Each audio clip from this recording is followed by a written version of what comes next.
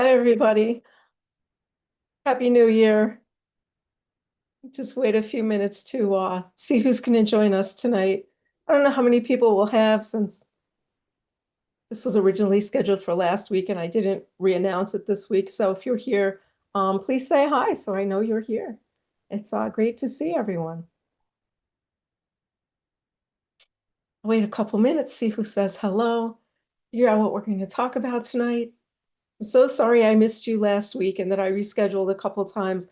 I hope that wasn't too confusing. I had, a number of things that came up here that just made it impossible for me to be here with you. But tonight we're back and it is January 1st, 1776. Who's here? I have to put on my little glasses to see. Who's here? Oh, wow. There's some people here I haven't seen in a while. It's great to see you. Thanks for joining me tonight. Happy New Year. So I'm going to try this year to, as much as possible, stay in the year 1776 because it is the big 250th anniversary of the country. Although I have some interesting questions about whether or not 1776 really is the birth date of our country that, I'll get into as, the year goes by. But 1776 was certainly the birth of the Declaration of Independence. And of course, we're going to have the Battle of New York to talk about and some stuff going on in Boston and some other places. So it is a super interesting year. The least interesting thing probably is Philadelphia. And well, I'll talk about that. And the guys in Philadelphia who, can't seem to see what's right in front of their face to declare independence from England. And maybe some of those couldn't see what was going on right in front of their face because their interests were in favoritism from England, and they maybe didn't want to declare independence until they were really forced to do so. Mr. Telek says, Mrs. Q, how was my Christmas and New Year celebrated in our time? Well, or I see Rex is here. Rex says everyone hit the like button. So please, yes, indeed, do hit the like button. And later on, share this with people and share my channel as well. Ms. Harlow is here, who I haven't seen in a long time from New York. It's great to see you. Ms. Kane is here. Mr. Davis, of course. Hannah is here. She's new. Thank you so much for tuning in tonight. We'll have a great little discussion about January 1st, 1776. So Mr. Telek asks, what was Christmas like in 1776? Well, first of all, there really wasn't any Christmas, right? Because America was full of, at that time, Protestants who only celebrated Christmas as the birth of the Savior Christ. And so there were no Christmas trees or there wasn't gift giving or anything like that. And when the Germans came over and brought the whole Christmas tree and things with them, they were looked on very suspiciously as, idol worshipers, and it was not readily accepted. And I did perform in a piece in December, which took place in 1825, when the modern idea of Christmas was just starting really to come about. So in 1776, Christmas is a religious day of observation, December 25th, which is a day celebrating the birth of the Lord Jesus. And that is about all it is. Mr. White is here. Hello, Mr. White. But the big holiday in 1775, 76 was yesterday, New Year's Eve.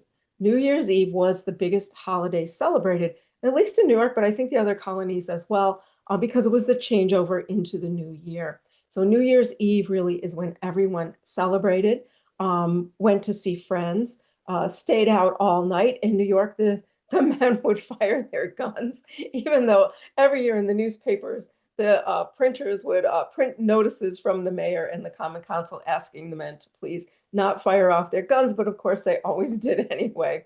There was also sledding, and as I did an appearance last night, and I was talking about being on my way out to Ronald Gardens, which were the pleasure gardens in New York City. If you know the city, it's where Soho is today. And Ronald Gardens was one of those beautiful outdoor gardens with topiaries and a maze, ponds, not in the winter so much ponds, but ice sculptures in the winter, a band shell, tables, and even in the winter, people would go to Ranelagh, in their furs and heavy clothes and hats and gloves and enjoy food, hot chocolate, hot drinks, and music, even in the winter. So New Year's Eve would have been packed there. There was another one called Vauxhall Gardens, which would be about where Greenwich and Warren Street are today, if you're familiar with Lower Manhattan. So there were two pleasure gardens where people would have gone out on New Year's Eve, or they might have gone to the many taverns or had parties in people's homes. Of course, the theaters were open. So New Year's Eve was a big night with people out all night, having a really wonderful time celebrating the changeover. Christmas Day was the day of visiting and gift giving. So I'm sorry, New Year's Day was the day of visiting and gift giving. So today would have been the day that people received their friends and family members and exchanged gifts and had a meal together and spent time, talking about the previous year and their hopes for the coming year. So that is pretty much how the two holidays were celebrated, with New Year's being the much bigger of the two, for a very, very long time. Probably in New York, the biggest until Evacuation Day in 1783, and then Christmas and Thanksgiving coming much later as being big holidays. So today here in the Q home would have been the day that Mr. and Mr. Q and I stayed home and accepted visitors and had our friends come over. And for them, we would have had a table of food, some syllabub for them to drink, and some ale. If you don't know what syllabub is, it's a wonderful drink made with wine and cream, which are beaten together and then left outside, poured in glasses, kind of like champagne flutes or parfait glasses, right? So they would have to be like a V shape. And you put them outside, let them chill, and over a day or two, they separate. The wine falls to the bottom, but the cream on the top becomes a very fizzy, delicious cream foam top that then stays in place on the top. It's really good. I made it a few years ago. Comes out great. It's very tasty. I think I made it with a rosé, but you could make it with a red wine or a white wine. Or if people want non-alcoholic, you could make it with a cider or even an apple juice. But I made it with a rosé and it came out really, really great. Even Mr. Q liked it a lot. So we had syllabub out for our guests, some ale, perhaps if we were feeling very extravagant, some champagne for our guests to have when they come over. And we might have guests gifts for our very special friends who might also bring some for us. We just spend the afternoon talking, reminiscing, and talking about the year to come. So if this was, let's say this is January 1st, 1776, what would we be talking about? Well, we would be talking about the Arnold and Montgomery expeditions to Canada, the results of which, right, we still do not know on January 1st. So it's going to be a while until we find out that yesterday, New York's wonderful General Richard Montgomery was killed at the Battle of Quebec. It's going to take a little while for us to find that out because they're way up in Quebec. It's going to take time for that news to get to us. But yesterday, reminiscing, looking back on it, will be remembered as a very sad and tragic day in the history of New York that Major General Montgomery was killed. Montgomery served here in America in the French and Indian War. He was an Irishman. He was a graduate of Trinity College. He was an educated gentleman, and he fought for the King's Army in the French and Indian War. After the war, he returned back to Ireland, and he sought a higher commission. And for whatever reason, that commission wasn't granted. He did have the money to buy the commission, but the commission was not granted. Could have been because he was an Irishman, could have been because he was a graduate of Trinity College, which was not very well trusted by the Anglicans, or the English, I should say, Anglicans, because a number of critics of England came out of Trinity College, the foremost being Jonathan Swift many years earlier. For whatever reason, Montgomery did not receive his commission, so he sold the commission that he had and took that money to move to America. And he settled in the Hudson Valley, where he became a farmer. He came in contact with the Livingston family, got to know them, married a young Livingston woman, Janet Livingston, and then in 1775 was commissioned a major general in the Revolutionary War because he had prior military experience. And in the fall, he, along with General Philip Schuyler from Albany, who you know will one day be Alexander Hamilton's father-in-law, although they're probably just meeting at about this time, they may not even have met yet, are going to head up to invade Montreal. General Schuyler turned around, he was sick, and went back to Albany. And it was Montgomery who led the successful attack on Montreal and dislodged um, oh, who did he dislodge from Montreal? Was it Burgoyne or was it Carleton? It was Burgoyne because Carleton is at Quebec. So dislodges Burgoyne from Montreal, and the Americans temporarily in the fall of 75 took command of the fort at Montreal, which was pretty good because a little earlier they took Ticonderoga back from the British as well. So it's looking kind of good in the fall of 75 that we may be making some progress in that Hudson Valley up through Canada corridor. Well, the next battle is Quebec, moving over, trying to dislodge now Guy Carleton and British forces from Quebec. And of course, we don't know it yet, but that attack was a miserable failure yesterday. After Benedict Arnold is leading that expedition, Colonel Arnold, leading that expedition from Massachusetts all the way up there through Maine. After all of the hardship his men suffered, tremendous hardship, unbelievable to us, right? No food, incredibly cold weather. They're wet, they were sick. One regiment even ate their dog because they just had nothing left to eat. They ate their much loved dog. A number of men were sick and left behind. Some men turned around and bolted and left. It was a horrible, horrible situation. But eventually Montgomery and Arnold's forces came together at Quebec. They were forced to attack yesterday because enlistments were up last night, right? End of the year, enlistments are up for the Continental Army for all of these regiments. So if one of the commanders is pending an attack, he might just have to do it on that last day of the year. And they decided to do that yesterday. Unfortunately, there was a huge storm, almost blizzard-like conditions, and Major General Montgomery was killed in the first volley of artillery fire into the Americans. It's January 1st. We don't really know that yet, but we'll pretend we know that. And it will be a tragic, tragic loss for New York, losing Richard Montgomery. For you in the current time, if you're in New York, there's a beautiful monument to Major General Montgomery on the Broadway side of St. Paul's Chapel. It's that big Palladia glass window they have. Into that is a triangular monument, and that is the monument to Major General Montgomery. The Congress, in commemoration of Montgomery, had a local pastor in Philadelphia deliver an oratory, and they commissioned the monument, which was made in France, shipped to New York, not installed until after the end of the Revolutionary War.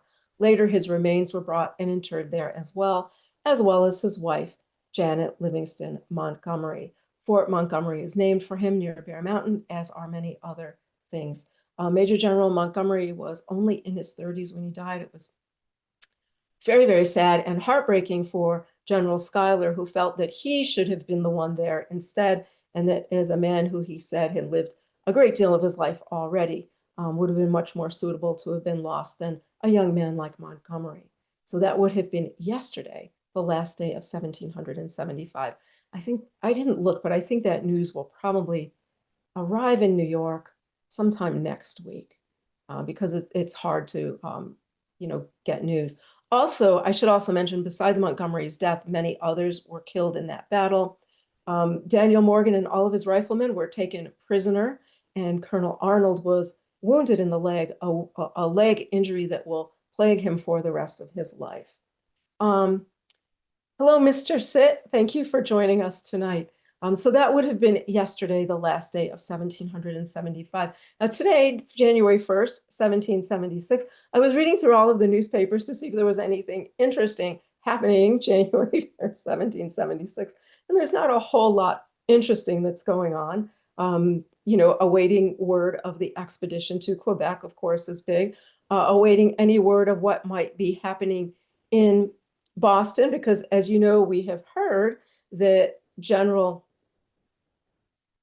Knox has taken cannon artillery from the fort at Ticonderoga, put them on various types of carts, and is on his way over the Berkshire Mountains to Boston to bring that artillery all the way to General Washington for his use in Boston. And we have not heard any updates on that, although he did leave. I think this weekend will be a month that he left.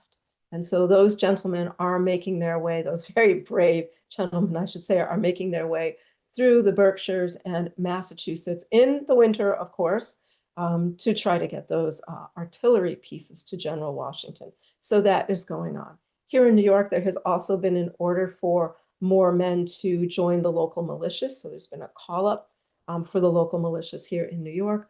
What else is going on? Oh, a gentleman has come in and written about New York, Frenchman, and he's talking about how beautiful the city is, what an abundance of food we have here, that people are not starving here in New York.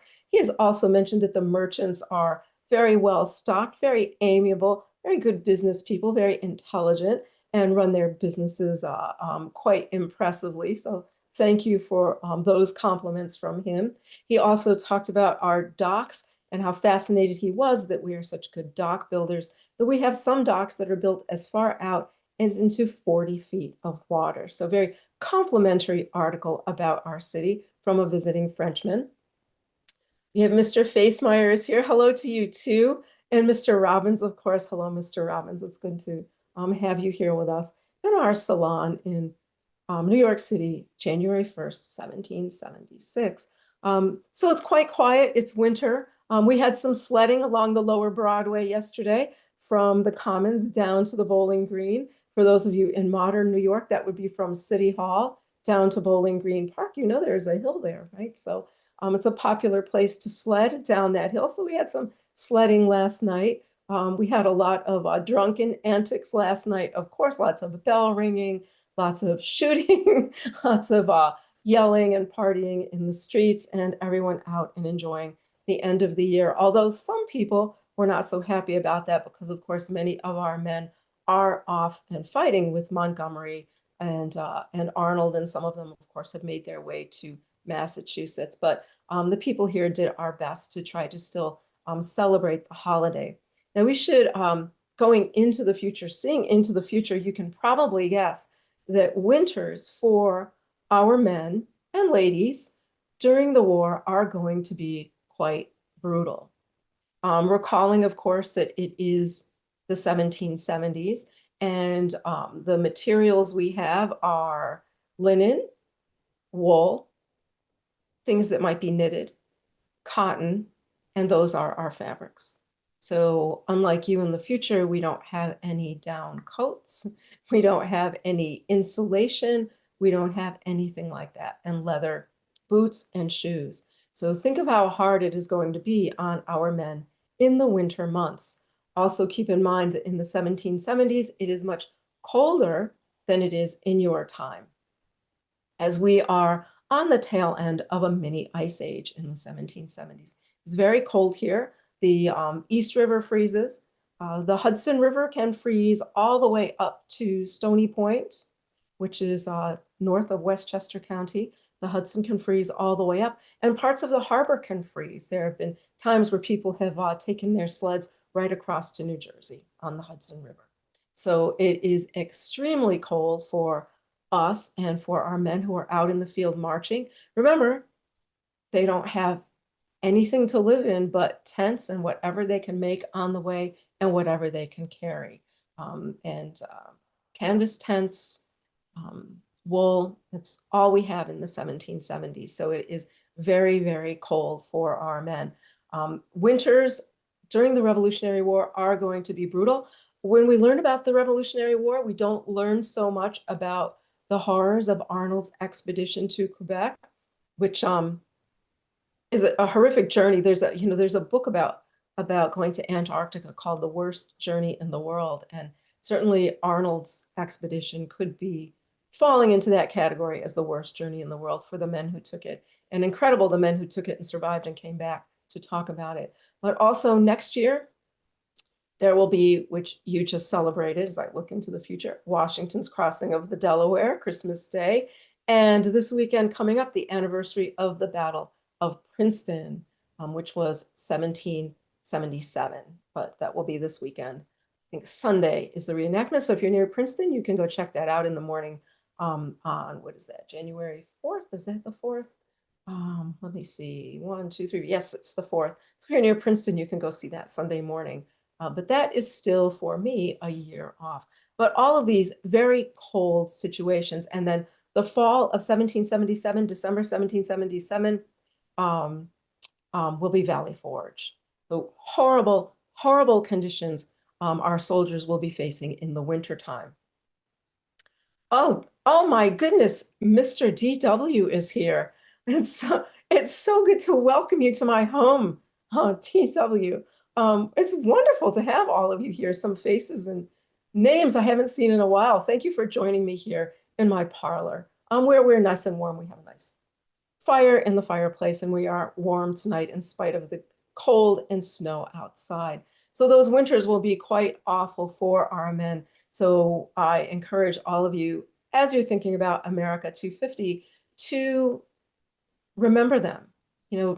Take a moment to remember the men who were lost on Arnold's and Montgomery's expeditions in the fall and winter of 1775 to Canada. So take some time to think about what they did so that you could be in America today. Who else do we have? Oh my goodness, Mr. Whitener is here as well. We have the whole crew from my Sunday night RBN and Saturday Republic Broadcasting Network brothers are here. For those of you who don't know what that is, there are two shows you can hear me on Republic Broadcasting Network, and that is my regular show on Sunday nights at 9 p.m. Eastern Time, republicbroadcasting.org. And occasionally I'll join up with the gentlemen on Saturdays on the Rebel Madman show for our stint that we do as Lady and the Tramps, and that is on Saturdays from 4 to 7 Eastern Time. So you can check out both of those shows on republicbroadcasting.org and see what we are up to together. This Sunday, I'm not sure what I'll be talking about on Republic Broadcasting. So tune in. I have a little bit of an idea of something I might be talking about, but we'll see how that comes together in my head. Now here in New York, it's just another quiet, cold January, but a January of great apprehension, right? Who else is here? Oh, DW says it's a pleasure to be here starting the new year off right with me, Mrs. Q. So New York in 1776 in January, a great deal of apprehension, right? Because does it make sense that the British would send such a large deployment for Boston only? Why would they want just Boston? Would they not want New York? And that is part of the expedition to Montreal on the part of Major General Montgomery. Because if the British can be dislodged from their base at Montreal, and we can prevent them from coming in and taking New York, we can keep them from creating a barrier from Montreal to New York, partly over land, but mostly over water, and then cutting off what you call New England and what we would call the Eastern colonies from the continent. Which if I was commanding the British military, of course I'm just a lady, I don't know anything about military strategy, but if I was commanding the British military, I might just want to do that, wouldn't I? Try to cut off the New England piece of the colonies from the rest, and then not have to worry about them anymore and continue down the eastern seaboard, taking those port towns from New York to the south and going inward and putting down the growing rebellion in those colonies. That would be what I would certainly be planning to do. And where would I want to put my base of operation? Because I do need a forward operating base somewhere in the American colonies. And where would I want to put that? Well, maybe Philadelphia, but Philadelphia has a problem in that it's not right on the Atlantic Ocean. It's a bit inland and a little bit more difficult to base the Great British Fleet. I might want to come to New York. Let's just think about the geography of New York. New York has a huge deep water port right on the Atlantic Ocean. And from that deep water port sailing in, there are two masses of land that come in together almost like two arms that you would have to travel through to get into that harbor. Easily defensible, right? You just put cannon on each of those two sides, Sandy Hook, and just then come into that massive port. So you have that massive port and harbor. And from that harbor, where can you go? Well, if you're traveling north and you take the right turn up along the island called York Island or Manhattan Island or New York Island, You take the right and you go up through what is called the Sound River. You call it the East River.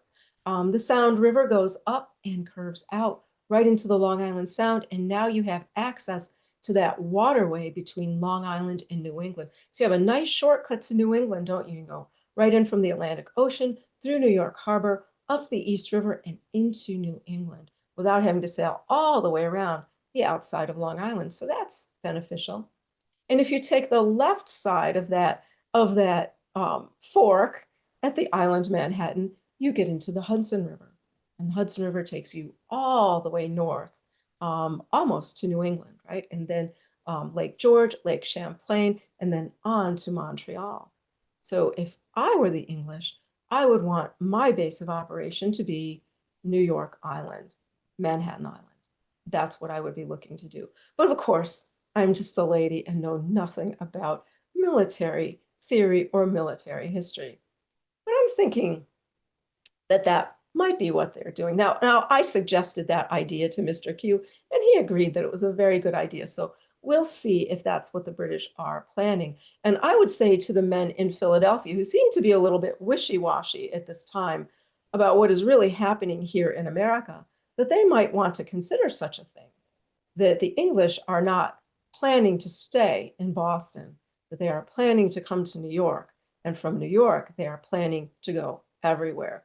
But, you know, the gentlemen in Philadelphia just don't seem to be understanding it. I know that Mr. Adams, as we see in the newspapers, has been very vocal about expressing this idea to them, but they still seem to think that this is a localized conflict, that this is a conflict between England and New England, and who they view as the radicals of New England. The only other colony I think really is aware of what's happening may be Virginia, as the Lees of Virginia are very close to their agent in the colonial parliament, who I think has written to them and warned them that the British plan is to come down the eastern coast and to take those port towns, that they will be coming to New York and all of the ports along the coast. So I think the Virginians might be a little bit more knowledgeable about what's coming. And of course, Mr. Hopkins of Rhode Island has been very vocal about this.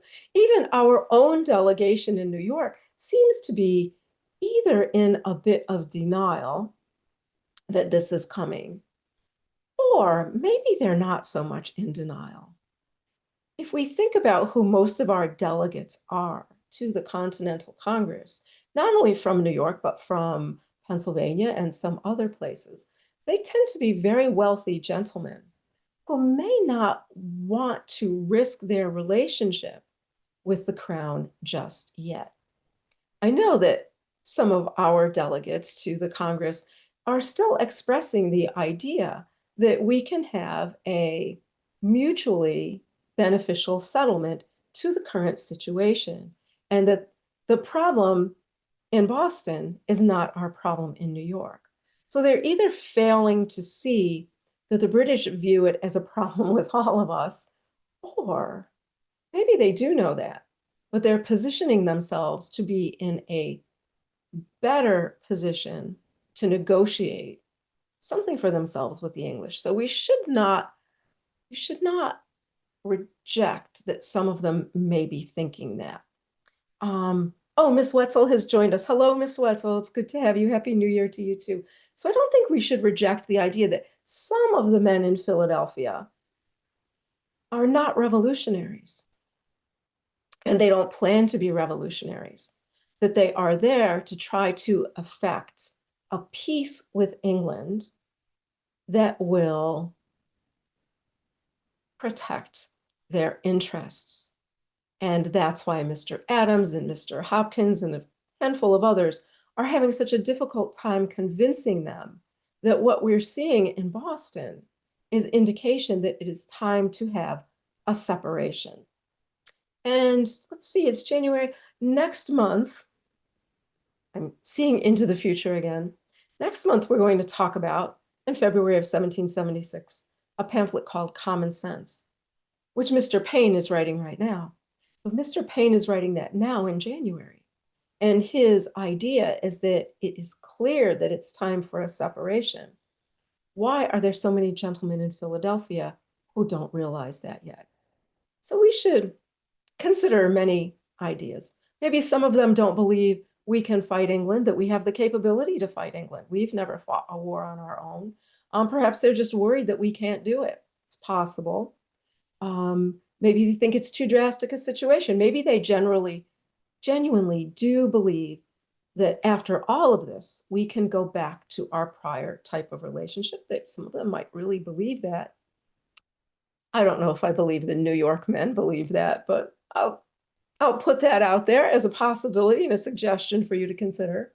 And we should also consider that some of them are looking out for their wealth and position and don't want to risk that now until they're sure there's no way to move forward with that. So they may just be holding out, waiting to see if there really is no way for them to move forward in a continued friendly relationship with the crown.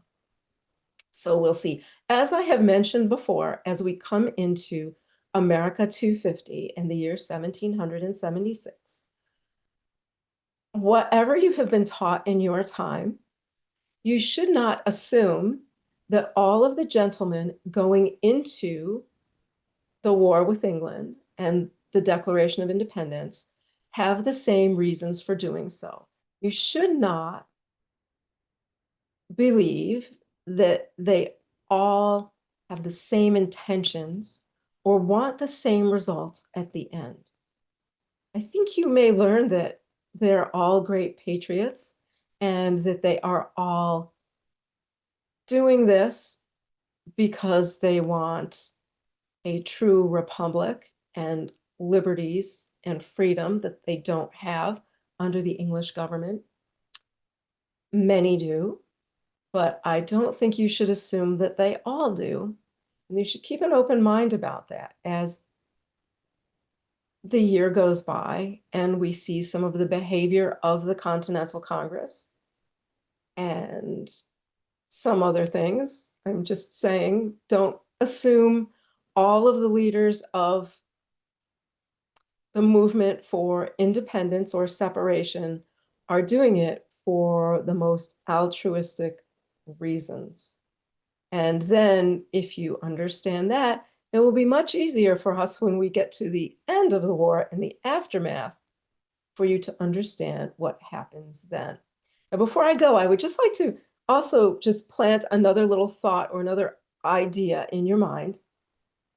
So in 1776, we're celebrating the 250th birthday of the United States of America. And it is the birthday of a country formed under the Declaration of Independence, right? When we get the Declaration on July 4th, it's going to say, we, these United States of America, do declare ourselves free and independent states, and that we are in a union together. So that is creating something, a union of the colonies, now states, that have come together to fight for independence from England. So it is certainly the birth date of that. But I want you to think about something. The United States of America that you live in, and now 2026, was that born in 1776? Or was it born in 1789 with the ratification of the United States Constitution? And I'd also like you to think about, as the months go on and we talk about 1776, are those two unions and countries the same? Is the union of the states formed under the Declaration of Independence the same as the union formed with the ratification of the United States Constitution? Just like you to think about those things as the year goes on and we talk about 1776. And if you're interested in more talk like that, you can join me on Sunday nights where I talk a lot about that. So you can join me on my Republic Broadcasting Network show on Sundays where I get more into that. But for here, with Mrs. Q Live, I'd just like to plant those little ideas or thoughts in your mind.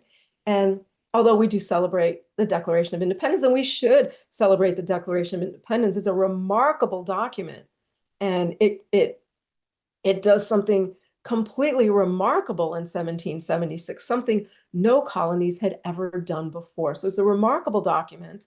It's a beautifully written document. Of course, we're going to talk a lot about it when July comes around. It's remarkable, it's beautiful, it's historic. There's nothing else like it.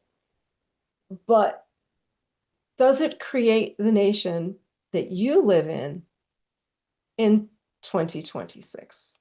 I just want to plant that little idea there. I don't want to take anything away from the greatness of what's coming this year. Certainly not.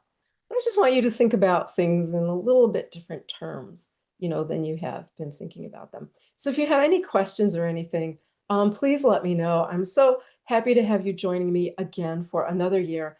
Thank you all so much for your ongoing support. Every week I see more and more people here. It's really wonderful. I enjoy doing it so much. I enjoy getting dressed up for you, finding a nice background, finding a subject to talk about. If you do have a subject you'd like me to talk about, you can always, reach me on social media and let me know, put it in the comments here, and I'll be happy to talk about what you're interested in hearing. But I think that every week, as close as possible, I'm going to try to just follow the events of 1776 as they unfold, as they're written about in newspapers, pamphlets, broadsides, firsthand accounts, letters, things like that. I'll be gathering that up every week and just talking about what is happening on those dates. And what about Mr. Q? Is Mr. Q going to go off and fight in the war? What do you think? Maybe he is. And what will I do if he does that? What will I do if Mr. Q goes off and fights in the war and my premonition is correct and the British take our town? Where will I go? What will I do? What will happen to me? Well, we'll find out as the year goes on. So thank you all very much. Have a happy new year. I hope you all did have a happy new year and a great Christmas. And again, thank you so much for your support. Oh, and before I forget, come on over to my Patreon community. I have a community on Patreon, Mrs. Q History, where I have a free membership level where you can join and just get links and reminders for all of my programs and see all my social media. If you don't like being on Facebook or social media, you can view it there instead. Or there are also subscription levels where you get some special things as well. So come on over and check out my Patreon page, Mrs. Q History. Otherwise, I hope some of you will be listening on Sunday, and next Thursday, I will see you back again here at Hanover Square, New York City. Thank you all for joining me. Good night. Have a nice night.